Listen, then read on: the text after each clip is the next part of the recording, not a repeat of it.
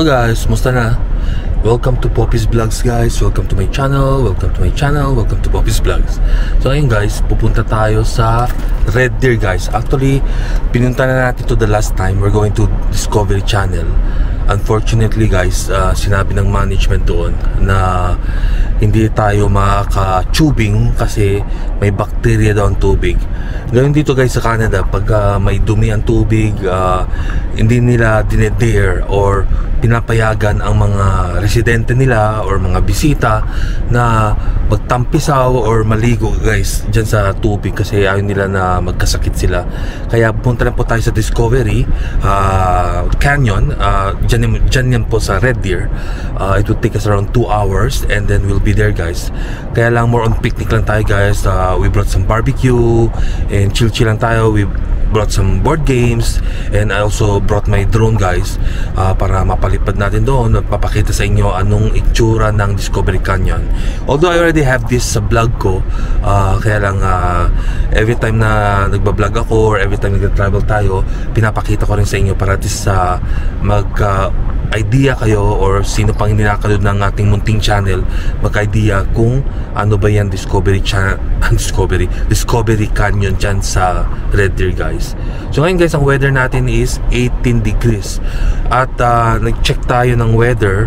Ang weather dun po sa Red Deer is around 21 degrees and may chances of scattered rain shower o ulan-ulan. Alam nyo naman dito sa Canada, pabago-bagong weather and we're already August, so nagsisimula na lumamig, pabago-bagong weather, ulan-init at daan-daanan po tayo umaalis sa summer vacation natin kasi papalapit na ang September, which is fall season guys. So pakita ko sa inyo ating weather guys. Ito ang ating weather. Hang on.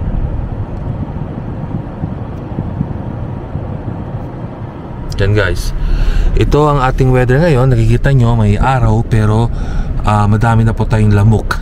Kaya kailangan din tayo magdala ng katol kasi pagka nandun po tayo nagbabarbecue, hindi rin po komportable kung madaming lamok. Kaya may katol po tayo, pati yun pamatay lamok natin, yun parang gadget guys. So dala din natin yan guys. At ang weather natin is, kung makikita sa ating monitor, is 18 degrees guys. At ngayon medyo malamig-lamig ang hangin. I would say na maganda pa rin ang weather pero ewan natin pagdating natin sa Red Deer. Okay, we'll see you later. Nandito tayo sa Red Deer guys after 2 hours driving guys. So maganda naman ang ating biyahe. Umulan ng konti pero I'm glad guys nandito na tayo. So nakikita nyo guys, maraming nakapark dito dahil golf course yan guys. Golf course yan, kaya maraming nakapark dyan. At dito naman ang ating picnic area. Kaya lang naka-close ang ating tubing dahil may bacteria daw ang tubig guys. Pero marami pa rin guys nagpipiknik. Kaya I would say na kahit pa paano festive pa rin na ating pagpipiknikan guys. Yan, mag-unload lang kami ng gamit and we'll see you later. Okay, bye. Okay guys, we're getting ready for our picnic. Kita nyo naman, marami tayong gamit. Marami pang gamit dun sa kotse. Tapos ibababa natin lahat dito para komportable. And we also got lots of foods. May adobo, hindi pa nakapwesto. Mag-barbecue rin tayo. And then meron tayong cake. Yan. And as you can see guys, karamihan ng pipiknik ay mga Pinoy pa rin. Although walang tubing ngayon, pero enjoy pa rin mga tao mag-picnic. So guys, I'm just showing you our tubing area guys. Sa nakikita nyo naman guys, walang naglalaro ngayon dito kasi madumi ang tubig. Kaya they shut everything down. At ang ginagawa lang talaga ng tao ngayon ay you're just going for a nice picnic guys. So ito ang ating tubing area. Walang katao-tao guys, pero okay lang guys. May mga tao pa rin naman pumupunta to have a picnic.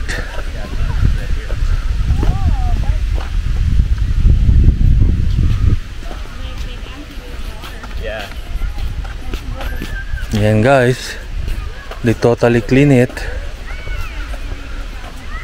Actually may tubig guys, kaya lang maduming ang tubig. And they're always taking care of their people here, kaya bawal guys magpa-tubing ngayong araw. I just don't know when they're going to open. Maybe soon, hopefully before the summer ends.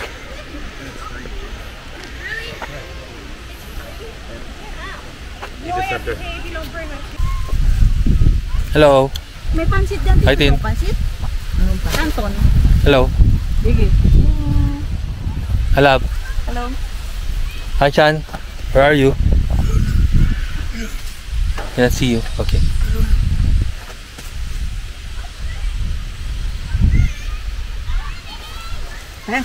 Welcome to Red Deer Discovery Canyon. Wala masyadong tao. It's okay. Okay guys, naka-relax na tayo, naka-nap. At mahangin pa rin guys, walang pagbabago ating weather, pero hindi naman malamig. So ngayon, ang gagawin natin, ang kaganapan ay magba-barbecue tayo using charcoal. Kasi mas masarap ang charcoal kaysa gas. And it's our first time to use the charcoal. Okay, demo lab. Ang ginagawa. Ang uling dito guys, mas maitim sa uling natin, pero I think it's not made of coconut. Ibang product or something na ginagamit nila, kasi hindi naman ganito ang itsura ng coconut guys. So let's see how we ignite our charcoal. Okay. So mayroong gamit dito guys na inaapuyan mo para yun ang ilalagay mo sa uling. Uling kuno, kasi hindi naman tayo sigurado kung uling ito from the coconut tree. Sample daw lab. Sino ang sample kami coconut? Coconut. Sample kami ng charcoal. Smells like petroleum. Amoy gas lab. Matigas na gas. Matigas na gas. Okay. Okay, gas yan. Press mo.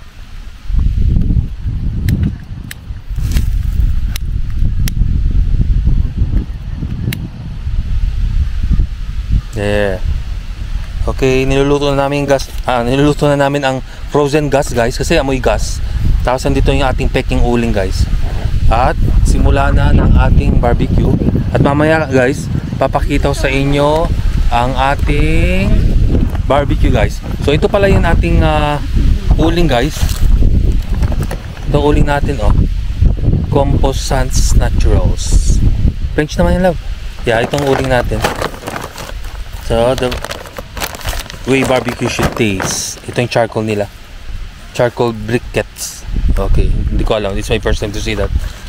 Okay guys, simulan natin ang pagluto. And then later, pag nababarbecue tayo guys, aapuyan na natin or lulutuin na natin ang ating barbecue. Okay, we'll see you later. Bye! Okay guys, papakita ko lang ilang bisita natin guys. Nag-uuwi na sila. So it's a big group of people. So mamaya, may ilang kotse na rin dyan guys na natitira. May umaalis, may dumadating din. What's important is we're cooking our barbecue. Yan guys, nagba-barbecue tayo at tuloy ang piyesta guys ng ating barbecue. At mamaya guys, kakain na ulit tayo guys ng masarap na barbecue. You good? I'll give you. Wait, I'll give you. So guys, it's 4:45 in the afternoon guys. At we're just getting ready. Pauwi na tayo. We had fun. What's important guys, nakalabas tayo sa ating trabaho at nakapag-relax guys habang it's our day off guys. May mga, gaya sabi ko kanina, may mga umalis na at may dumating pa kahit alam nila na walang tubing guys. Tapos yung iba namang parents na dala nila yung anak nila, when they came, they didn't know na wala palang tubig for tubing, kaya nagsiuwian din sila guys. So ngayon guys, pabalik na tayo sa Edmonton at magliligpit lang tayo guys. And guys, ito ang ating tent. We always bring tent guys kasi minsan umuulan, at least meron tayong masisilungan. And then nagliligpit na rin sila ng ating mga pinagkainan guys. And of course our chicken hindi pa rin luto guys, tinatapos lang natin guys. we had fun, and tomorrow back to work na naman. Back to work na naman tayo, guys. Pero it's okay, that's how it is, guys. Hey guys, till next time, bye. 15 minutes later. Hello guys, nandito kami sa Peter's Drive-In, guys. Nandito kami. Ito ang ba't ko lang sila sa St. Peter's Drive-In? Peter's Drive-In. Yan, Peter's Drive-In. Maraming kumakain, guys. So check it out, the milkshake and the burgers. Kasi pinupuntahan to ng mga tao. He's doing his vlog too. Yes. Let's see kung worth it na papunta dito.